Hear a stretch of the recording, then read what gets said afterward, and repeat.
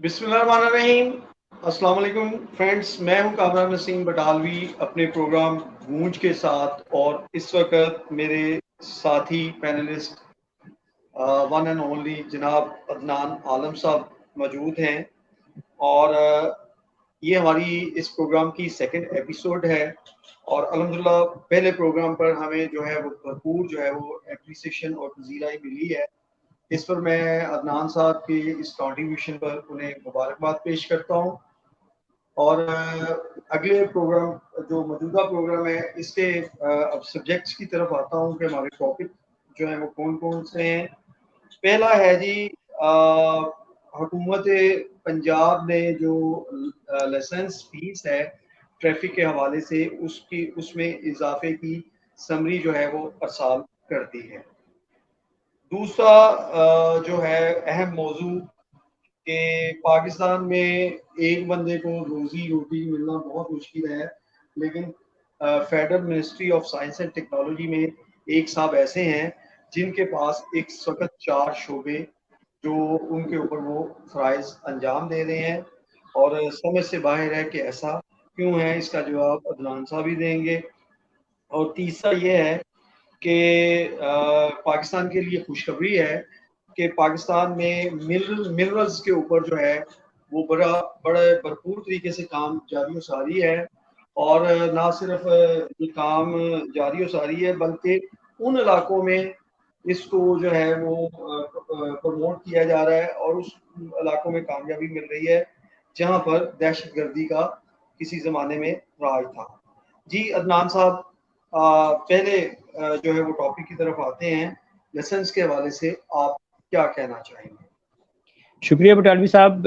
سب سے پہلے تو میں اپنے تمام ویورز کا شکریہ ادا کروں گا جنہوں نے ہمارے پروگرام کو دیکھا، لائک کیا، سبسکرائب کیا اور کمنٹس کیا، اور میں امید کرتا ہوں کہ آئندہ بھی وہ اسی روایت کو قائم رکھتے ہوئے ہمیں نہ صرف اپنے اچھے خیالات بلکہ ہمیں تجاویز بھی جو ہے وہ کمنٹس میں ضرور بھیجیں۔ کوئی ایسی ٹاپک، کوئی ایسا موضوع جس پر وہ سمجھتے ہیں کہ بات ضروری ہے، تو انشاءاللہ تعالیٰ پہلے پروگرام کی پذیرائی کی طرح اگلے پروگراموں میں بھی ہم ان کے مسائل کو، ان کی تجاویز کو ارباب اختیار تک، متعلقہ شعبوں تک ضرور پہنچانے کی کوشش کریں گے۔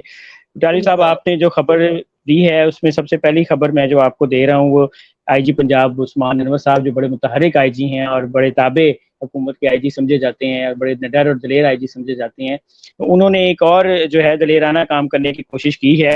انہوں نے ایک سمری بھیجی ہے لائسنس فیس کی۔ پہلے میں آپ کو بتا دوں کہ یہ کیا اصل میں جو سمری ہے وہ سمری کیا ہے۔ انہوں نے کہا ہے کہ جی لرنر کی جو فیس 60 روپے تھی وہ بڑھا کے 500 روپے کر دی جائے گی، اچھا، اور ڈرائیونگ لائسنس جو 550 میں تھا وہ اب 2000 میں بنے گا۔ اسی طرح کار اور جیپ کی فیس جو 950 تھی، 950 روپے تھی، وہ بھی 4000 روپے تک بڑھانے کے لیے تجویز دی ہے۔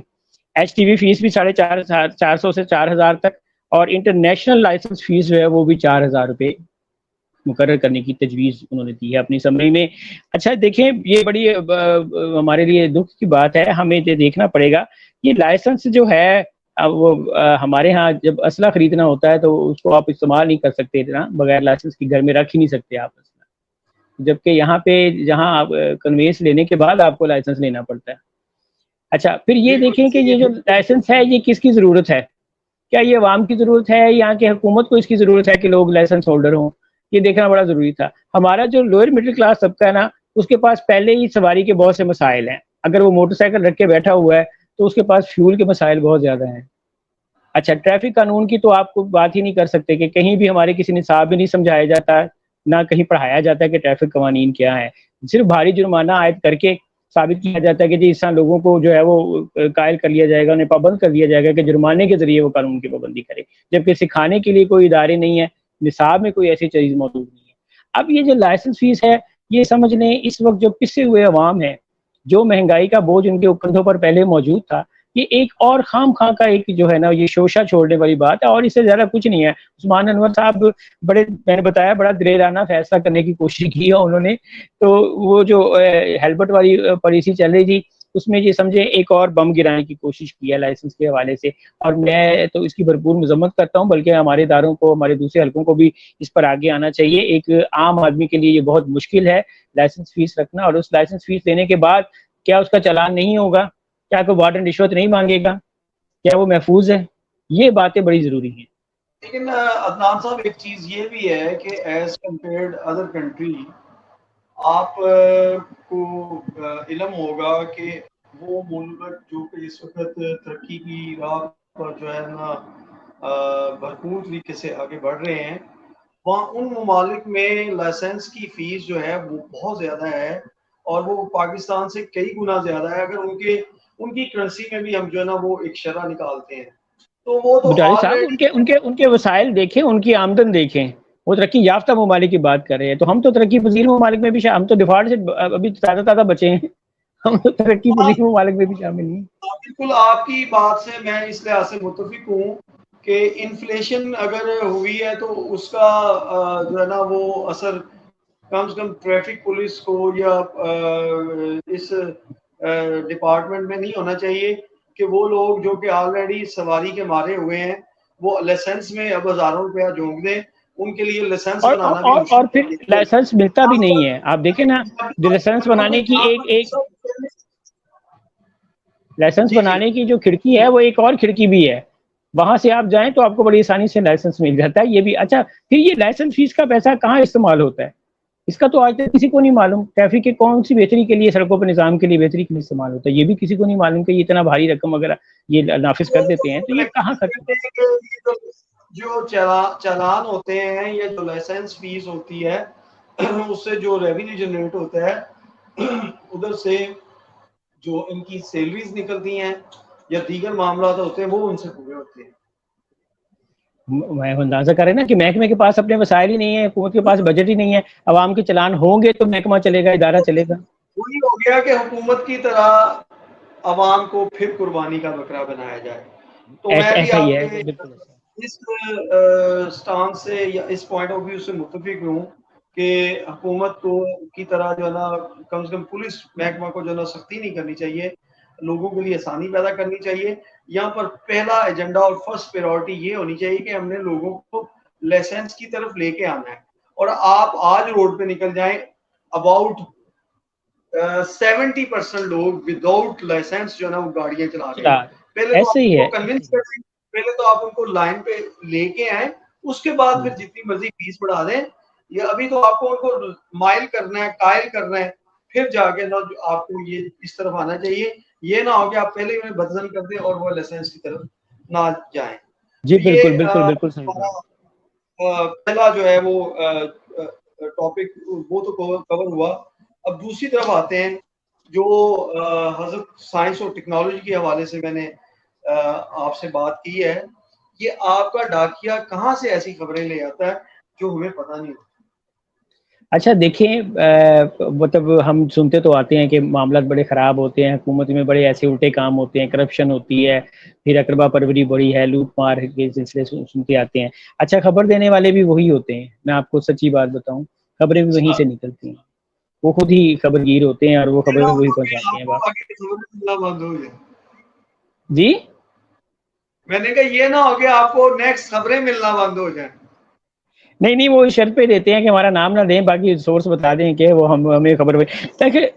اندھیر نگری چوپٹ راج ہم نے سن رکھا تھا، اور جی جی یقین کریں یہ اس کی بہترین مثال، اس پہ یہ پورے اترتے کہ اس سے زیادہ اور کیا کم ظرفی ہے کہ ہمارے ملک کے اعلیٰ دماغ یونیورسٹیوں سے نکل کر یا تو بیرون ملک جا رہے ہیں یا پھر انہیں یونیورسٹیوں کے باہر پکوڑے کی ریڑیاں لگا رہے ہیں، اور جو جن کا حق ہے، جو اعلیٰ دماغ ضائع ہو رہے ہیں. اور یہ لوگ جو بیٹھے ہیں، یہ صاحب کا میں پہلے آپ کو تھوڑا تعارف بتا دوں کہ یہ کون ہے. اور سائنس اینڈ ٹیکنالوجی ہماری فیڈرل منسٹری ہے، وہاں پر یہ صاحب تعینات ہے، اور ان کے پاس 4 عہدے ہیں بیک وقت. 2 20ویں گریڈ کے ہیں اور 2 21ویں گریڈ کے. کیا اچھا خوش وہ بیک وقت. ہاں اچھا اگلی وہ بات ہے. ساتھ میرا یہ کویسچن ہے ایک اور لے لیں، کیا جی یہ جی چاروں عہدوں کی سیلری بھی ان کو ایسی مل رہی ہے؟ جی میں وہی بات کرنے جا رہا ہوں کہ ان کو 4 عہدوں کی تنخواہ بھی اسی طرح اور مراد بھی ساتھ اسی طرح مل رہی ہیں. 2 عہدے 20ویں گریڈ سے ہیں اور 2 21ویں گریڈ سے بیک وقت. یعنی ہمارے پاس کوئی اور ایسے دماغ موجود نہیں تھے، کوئی ایسے صلاحیت سے آزمودہ لوگ موجود نہیں تھے جو وہاں ہم ان کو ڈپلائڈ کر سکتے. ہم نے ساری انگلیاں گھی میں اور سر کڑھائی میں، ان صاحب کا تو وہی حال ہو گیا. جی یہ بتائیے جناب گا. جی حفیظ اللہ صاحب ہیں، سائنس اینڈ ٹیکنالوجی کی وزارت میں حفیظ اللہ صاحب آفیسر ہیں، اور 4 مختلف شعبوں میں یہ کام کر رہے ہیں، ان کو ہیڈ کر رہے ہیں. ایک شعبے میں جو ہے یہ ڈائریکٹر ہیں پاپولرائزیشن ہیں، پاکستان سائنس فاؤنڈیشن میں. اسی کا ایک ذیلی ادارہ ہے PSQCA, اس میں یہ DG ہیں, اور اسی کے ایک اور شعبے PCST میں یہ سیکریٹری کے طور پہ کام کر رہے ہیں 20ویں گریڈ پر, اور میں ministry of science and technology میں ممبر سائنس گریڈ 21ویں گریڈ کے طور پہ یہ نا ان کا اضافی چارج ان کو وہاں پہ بھی ملا ہوا ہے. اچھا, ان کے بارے میں بڑی دلچسپ بات میں آپ کو بتاؤں, 2016 میں ان پہ کچھ الزامات تھے کرپشن کے, اور انہیں جبری رخصت پر بھیج دیا گیا تھا. ہاں جی, جبری رخصت پر بھیجا گیا تھا, اور پھر اس کے بعد یہ ہوا کہ پینشن یہ لیتے رہے. پھر ہمارے ایک بڑے اچھے وزیر گزرے ہیں جن کے بارے میں بڑا میڈیا پہ چلتا رہا ان کے دور میں, سابقہ حکومت جو تازہ سابقہ حکومت گئی ہے, اعظم سواتی صاحب, یہ ان کے بڑے منظور نظر تھے. ان کا خاص ان پہ کرم تھا, اور ان کے ہی خصوصی احکامات پر انہیں دوبارہ بٹھایا گیا اسی منسٹری پر, اور اس وقت بھی یہ چار ہو دو. میں افسوس کی بات یہ ہے کہ یہ جو ابھی اس وقت حکومت میں لوگ بیٹھے ہیں, ابھی تک ان کی نظر اس طرف نہیں گئی, دانستہ طور پر نہیں گئی, یا کسی سہولت کے طور پر نہیں جا رہی, نہ انہوں نے ایسی کوئی کوشش کی ہے. اس طرف دیکھنا چاہیے, اور جو لوگ اس کے لیے اہل ہیں اس پوزیشنوں کے لیے, انہیں یہاں بٹھانا چاہیے. صاحب بات یہ ہے کہ 1.5 سال کا عرصہ اکانومی کا بکھرا ہوا جنجال, وہ اس کو سمیٹیں کہ ایڈمنسٹریٹو لحاظ سے اس طرح کی جو کرپشن پینیٹریٹ ہو چکی ہے اس کو ریموو کریں. میرا نہیں خیال یہ انتظامی معاملات ہوتے ہیں, اور انتظامیہ علیحدہ لوگ ہیں کام کرنے والے. ہماری کیا اسٹیبلشمنٹ ڈویژن میں بیٹھے, کیبنٹ ڈویژن میں بیٹھے لوگوں کو معلوم نہیں ہے کیا, ان DMG گروپ کے افسران کو معلوم نہیں کہ ہمارے درمیان کون سے افراد کس کس پوسٹ پر کون سی مراد کے ساتھ بیٹھے ہیں؟ کیا کسی کے اندر کوئی اپنی وہ سیلف نہیں ہے کہ وہ اپنا سیلف اکاؤنٹیبلٹی کرے کہ کیا ہم لوگ صحیح کام کر رہے ہیں؟ ہم نے یہ سوچ لیا کہ جی حکومت ہی کرے گی تو حکومت ہی چور کو پکڑے گی, یا حکومت ہی برے لوگوں کو پکڑے گی, حکومت احتساب کرے گی. کچھ ہمارے اندر بھی لوگ تھے جن کو اب ہم یہ خبر کیوں لے کر آ رہے ہیں کہ ہم یہ سمجھ رہے ہیں کہ اس خبر کی طرف توجہ ہونی چاہیے. جو اس پوزیشن کے اس 4 پوزیشنوں پر اہل لوگ ہیں, ان اہل لوگوں کو بٹھایا جائے. اسے تو کسی دوسرے کی حق تلفی ہے نا جی. لیکن سر یہ کیسے ممکن ہو پائے گا؟ کیونکہ یہ جو ہے آپ ڈھول لے کر بھی جو نا وہ منادی کروا دیں, لیکن لوگوں کے کانوں پر جو اعلیٰ جو اس وقت اشرافیہ ہے یا حکمران طبقہ ہے, ان کو تو اپنے جمیلوں سے وقت نہیں ملتا. انہوں نے کیا کرنا ہے اس طرح کا, اور اس طرح کے لوگ جو ہیں وہ بینیفٹ لیتے ہیں کہ بھئی ہم بیٹھے ہوئے بس کھائے جائیں لگائے جائیں. دیکھیے اشرافیہ قابض ہے اس ملک پر, یہ آپ بھی جانتے ہیں میں بھی جانتا ہوں, بالکل درست فرما رہے ہیں کہ یہ اشرافیہ کے ہاتھوں میں یہ ملک ہے, اور وہ جو اب اختیار جو بیٹھے ہیں. اچھا, اب ہمارے جیسے لوگ اپنی آواز بلند کرتے ہی رہیں گے, آپ یہ مجھے بالکل اس میں مایوس نہ کیجیے گا. ہمیں یہ آواز بلند کرنی ہے, ہمیں ہر موقع پر ان لوگوں کی نشاندہی کرنی ہے, کیونکہ اس وقت نہیں تو شاید آنے والے وقت میں ایسے لوگوں کا احتساب ضرور ہوگا اور ان کے بارے میں پکڑ ہوگی. جی بالکل. ہوپ فلی جی, جس آپ نے ویسے تو مایوسی جو ہے نا وہ نظر آتی ہے, لیکن آپ نے امید جگا دی ہے, تو اللہ بہتر کرے, اور اللہ تعالیٰ ہمیں جو ہے نا ایسے بددیانت جو ہے لوگ ہیں ان سے بچائے. اچھا, نیکسٹ جو ہمارا لاسٹ موضوع ہے وہ آپ نے مطالعہ پاکستان میں اپنے بچپن میں پڑھا ہوگا, اور میں نے بھی بہت زیادہ پڑھا, کہ پاکستان معدنیات سے مالا مال ملک ہے, اور اس کی معدنیاتی در حقیقت یا اس کا جیوگرافک جو صورتحال ہے وہی اس کی دشمنی کا ذریعہ ہے. اور ان دنوں میڈیا کے اوپر بہت زیادہ چرچا ہے, شمالی وزیرستان میں کاپر کی مائننگ کے اوپر جو ورک ہو رہا ہے وہ بہت قابل تعریف ہے, اور اس کے حوالے سے آپ جو ہے وہ کیا انفارمیشن رکھتے ہیں اور کیا کہنا چاہیں گے؟ وزیر صاحب, پاکستان جو ہے وہ ایک بہت معدنی ذخائر کی جیسی نعمتوں سے مالا مال ملک ہے, اس میں کوئی شک نہیں ہے. ابھی ریکارڈنگ کا معاملہ آپ نے دیکھا ہے, تو میں سمجھتا ہوں کہ ریکارڈنگ کے بعد اگر کوئی دوسرا بڑا کام یہ کاپر سائڈ پر ہو رہا ہے تو یہ ہمارے لیے بڑی خوشائن بات ہے اس ملک کی ترقی کی. دیکھیں یہ جو معدنی ذخائر ہوتے ہیں نا, یہ ان سے آپ اپنا GDP کا ریونیو حاصل کرتے ہیں, ٹھیک ہے, اور پاکستان میں تو مالا مال ہے پاکستان اس نعمت سے. بس ہمارا المیہ یہ ہے کہ ہم نے یہاں تو غیر ممالک کے ہاتھوں میں, غیر ملکی ٹیموں کے ہاتھوں میں یہ سارے اختیار دے دیا ہوا ہے کہ وہ یہاں آئیں اور ریسرچ پر کریں اور کام کریں, جبکہ ہمارے اپنے یہاں ادارے ہونے چاہیے جو ایسا کام کریں. اس وقت صورتحال یہ ہے کہ شمالی وزیرستان جو ہے اس سے میران شاہ کا علاقہ ہے, اس سے کوئی میرا خیال ہے تقریباً 28 کلومیٹر دور ایک جگہ ہے جس کا نام ہے محمد خیل.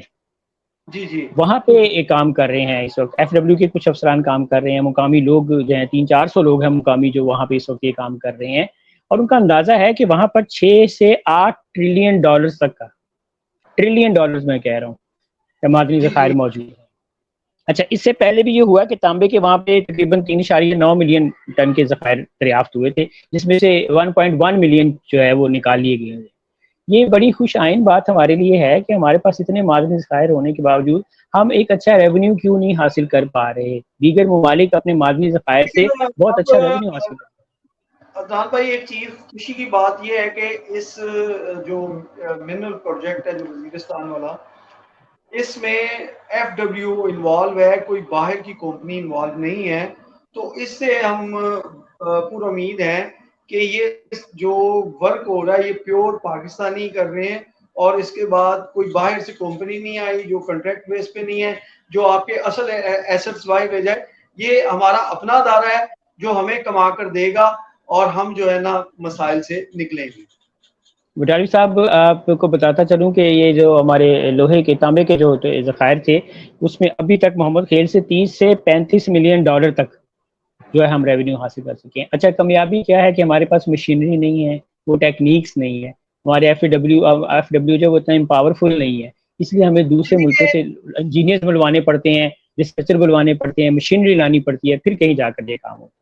میں اس طرف یعنی کہ توجہ ہمارے چاہ پاس رہا ہوں اس طرف.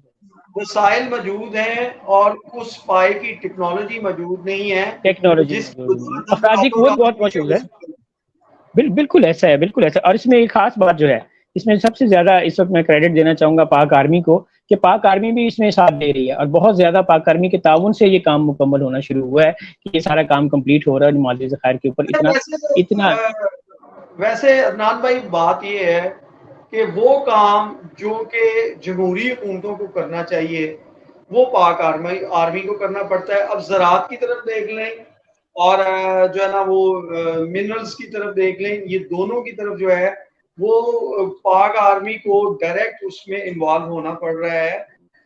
بعد میں آپ آئے روز سنتے رہتے ہیں کہ جمہوریت پر شبخون مار دیا، جمہوریت پہ یہ ہو گیا، ڈاکہ ہو گیا.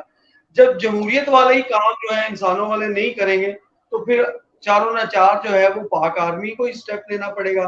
تو واقعی پاک آرمی کے اقدامات جو ہیں وہ قابل تعریف ہیں. لیکن اس کے سین ہے، اور میں ساتھ سمجھتا ہوں وہ یہ بھی ضروری بھی بتا ہے، ضروری ہے، یہ بھی بتا دوں کہ ضروری ہے بٹالوی صاحب. 2016 سے جب سے وہ رد الفساد ہوئی اور ضرب عضب ہوئی، اس کے بعد سے 2016 میں یہ دوبارہ کام شروع میں سٹارٹ ہوا تھا یہ کام جو ہے وزیرستان والا محمد خیل. اچھا، یہ میں آپ کی ایک بات پر وضاحت کرتا جاؤں کہ آپ نے کہا پاک فوج جو ہے وہ ہمارے شانہ بشانہ ہوتی ہے، ہونی بھی چاہیے. ہمیں ان کی تعریف جو ہے خدمات کی تعریف اور ان کو جو ہے اپریشیٹ کرنا چاہیے، جبکہ نہ کہ ہمیں یہ کہنا چاہیے کہ جو پاک فوج. اچھا، یہ اس میں بڑی اہم بات ہے کہ اس وقت ضرورت ہے، کیونکہ وزیرستان جیسے علاقے میں جہاں دہشت گردی سے بھی ہمیں مقابلہ کرنا پڑتا ہے، تو وہاں پہ شاید ہمیں اداروں کی ضرورت پڑتی ہے. اسی طرح آپ نے زراعت کے حوالے سے کہا، تو یہاں پہ بھی ایک مافیا بیٹھی ہوئی ہے. یہاں پہ آپ سمجھتے ہیں کہ کئی ایسے اداروں کی ہمیں انوالومنٹ کی ضرورت ہوتی ہے کہ وہ ہمارے ساتھ کھڑے ہوں، تو پھر ہم اپنے ملک کی ترقی کے لیے، اپنے ملک کی استحکام کے لیے کوئی نہ کوئی کام کر سکیں. جی جی جی، آپ نے بہت اچھی باتیں کی اور بہت سی انفارمیشن دی. اور اب یہ ہے کہ ہمارا آج کے تینوں موضوع آلموسٹ جو ہے وہ مکمل ہو چکے ہوئے ہیں.